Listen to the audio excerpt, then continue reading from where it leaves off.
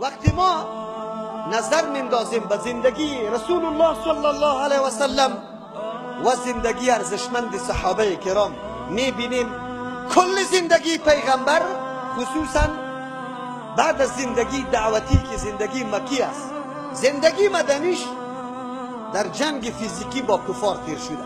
صحابه عمرش دهی تیر شده. ما به نام شهدای تاریخ اسلام کتابای ضخیم نوشته بکنیم هنوزم کم است. داریم انسان الله من حیث خلیفه در روی زمین پیدا کرده. خلیفه نافذ کننده اوامر و احکام الله در روی زمین است و نفاذ حکم الله بدون جهاد قطعا امکان پذیر نیست. از او خاطر پیغمبر علیه السلام یک عمر زندگی دعوتی خدا بعد از اینکه هجرت میکنه مکان و مقام و پشتوانه پیدا میکنه برای جاری ساختن جهاد. بعد از اعلان جهاد میکنه 10 سال عمر رسول الله صلی الله علیه وسلم شب و روز در مبارزه تیر شده. دندان مبارک شهید شده به اصطلاح مردم، روی مبارک زخمی شده، صحابه کرام شهید شده، یک نه به دهها به صدها به هزارها رسیده. و این تاریخ شاهد قوی بالای عزیز است که دین مقدس اسلام یکی از برنامه های مهمش جنگ با کفار است، مقابله با کفار است. الله می فرماید مرادف سنگر جهاد، الله می فرماید و ما کان المؤمنون لینفروا کافر. قطعا مناسب نیست، لازم نیست برای مؤمنا که یک دم برایند. دو تفسیر است. برای طلب علم کلگی برای نه، یک تعداد طلب علم برای، یک تعداد برای جهاد باشد. نه، برای جهاد برای سریعه است. پیغمبر روان میکنه، هر صحابی میخیزه من روان هستم. الله میگه نه، ما حول رسول الله صلی الله علیه و سلم خالی نگاه نکنید. هر لحظه رسول الله تلا هست.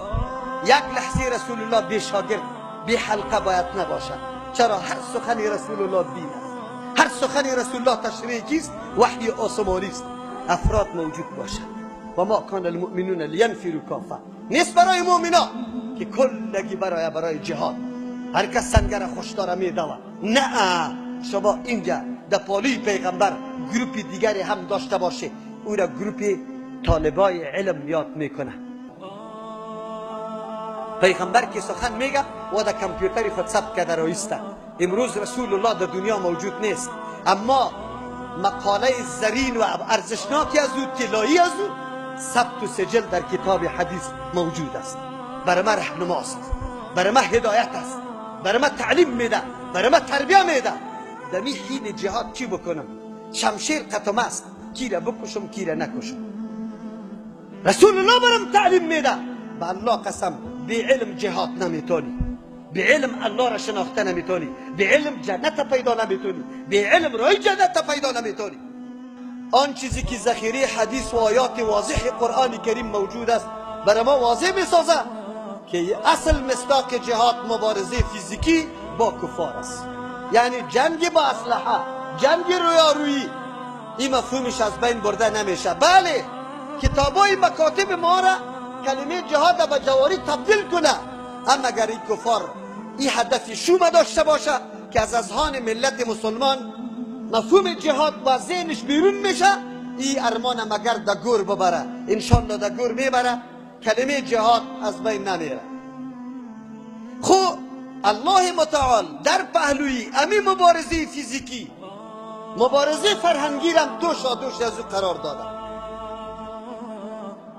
برای کامیابی اسلام دو دستی که مبارزه میکنه عمل میکنه، یکی دست فیزیکی و اسلحه است، دیگر دست علم است.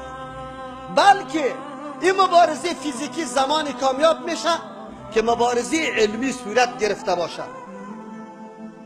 کسی که جهاد میکنه مفکوره داشته باشه، هدفی داشته باشه، محضی امو تو روان نباشه کرکرانه. اگر مبارزه کرکرانه باشه انجام و عاقبتش طوری میشه مثل که ما به چشم سر دیده. مبارزه کردیم، به هزارها افراد ما در راه مبارزه با کفر و طاغوت جهان امروز که از او که در قدرت بزرگ نبود روس ما شهید دادیم، مبارزه کردیم، اما نتیجه مبارزه از دام یک کفر در دام کفر دیگه غلطیدن، هیچ چیز دیگری ندیدیم.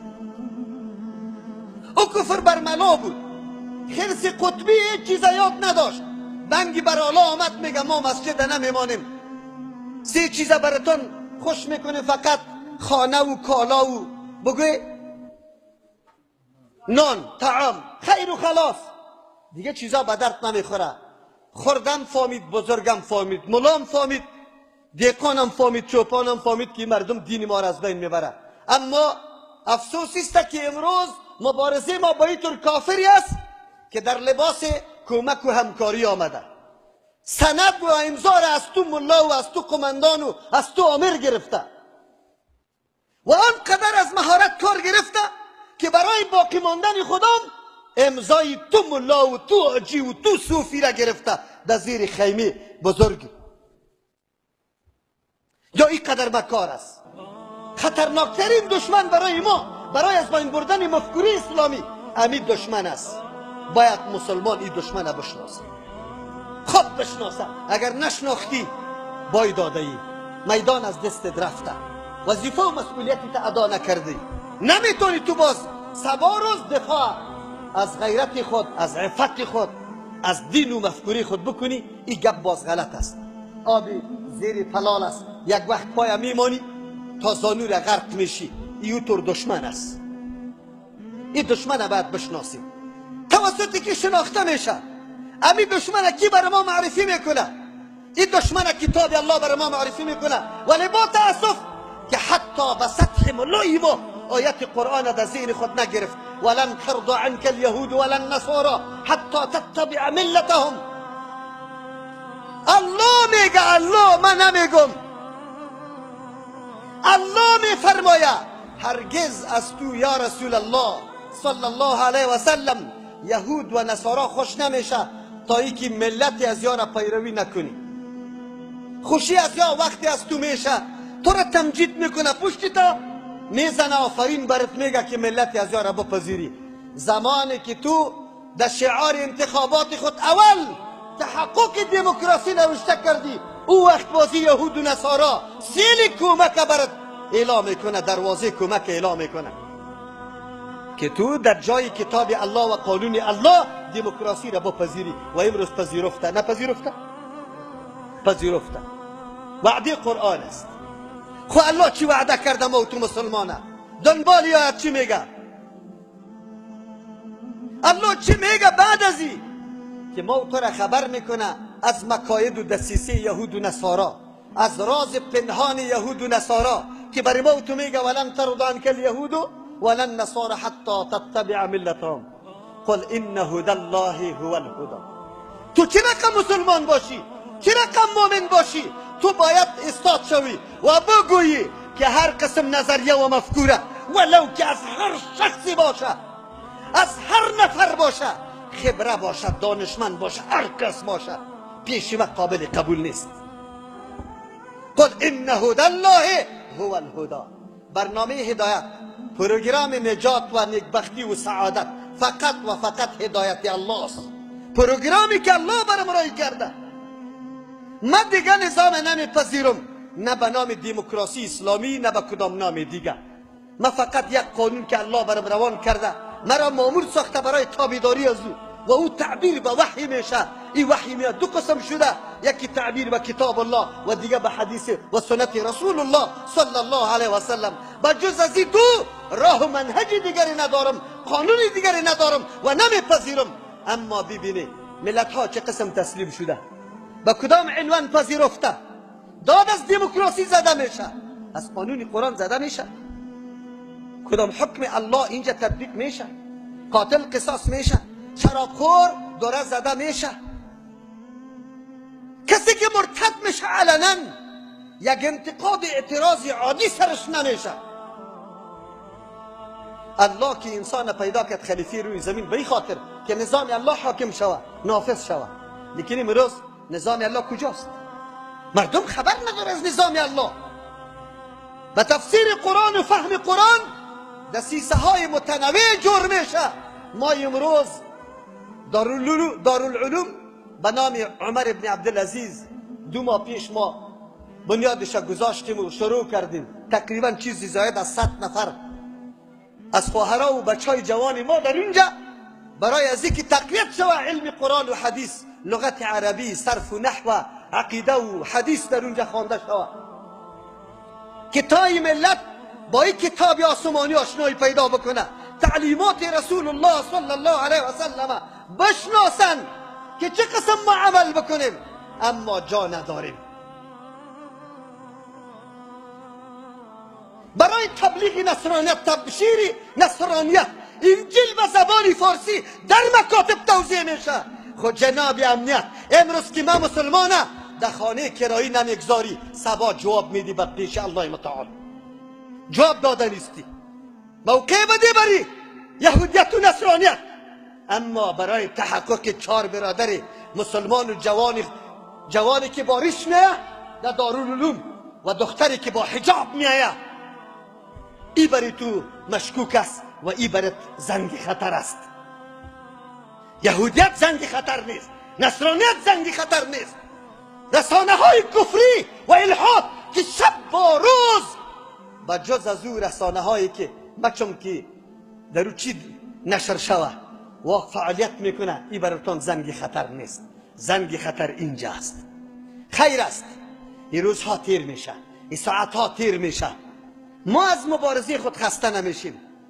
ما در یک زمستان از زمستانی که فرا میرسید تیر ما چند مرتبه ما کوچکشی داشتیم. نه از امنیت آرام ماندیم، نه از حوزه آرام ماندیم، نه از مترجم قرآن آرام ماندیم، از مفسر قرآن آرام ماندیم. او هم بر ما غم جور شد، گفت از نزدیک ما کوچ بکنیم. عالم هم ما را آرام نمون، گفت از اینجا کوچ بکن، اینجا به دارالعلومتان نباشه. کلانای جهاد ما هم شنگ خود نشان دادن و ما را آرام نگذاشتن. اما دسیسه ها پنهان باقی نمیمانه. اگر امروز پیش مسلمان پنهان است، صبا انشاءالله در قبر پیش الله آشکارا میشه. در پیش مخلوق الله تو بناب مجاهد استاد میشی، بازی شاهدی نمیدی. ما خو ایران به این ماندیم که چه قسم وجدان باشه که درس قرآن حدیث آدم توقف بده، چه قسم وجدان باشه، چه قسم غیرت باشه که در او جایی که درس قرآن حدیث روان باشه تو بگوی که از اینجا کوچ بکنی. ما هم به امور حوصله میکنیم، صبر میکنیم. ما زمانی که عقیده را پذیرفتیم انتظار ای کشمکش داره و به دل و جان پذیرفتیم. الله ما را ثبات نصیب بکنه، عافیت نصیب بکنه، ما را مواجه امتحانات بزرگ نسازه، چون بندگان خیلی عاجز هستیم، توانمندی قوی نداریم، اما انتظار این مسائل داریم. خسته نمیشیم انشاءالله و رای مبارزه خدا و رای پیشرفت خدا به هیچ وجه اله کدنی نیستیم. ما انشاءالله به قربانی حاضر هستیم و ما افتخار میدانم انشاءالله. ای کاش که الله برای ما لحظه عمر نصیب بکنه که ما در جنجال و کشکال دین باشیم. خب فقط و فقط خوف ازیر دارم که ربنا تقبل منا انک انت السمیع العلیم باشی، از ما بپذیری، قبول کنی، وگرنه این لحظه ها را هیچ حراسی از پیشش نداریم.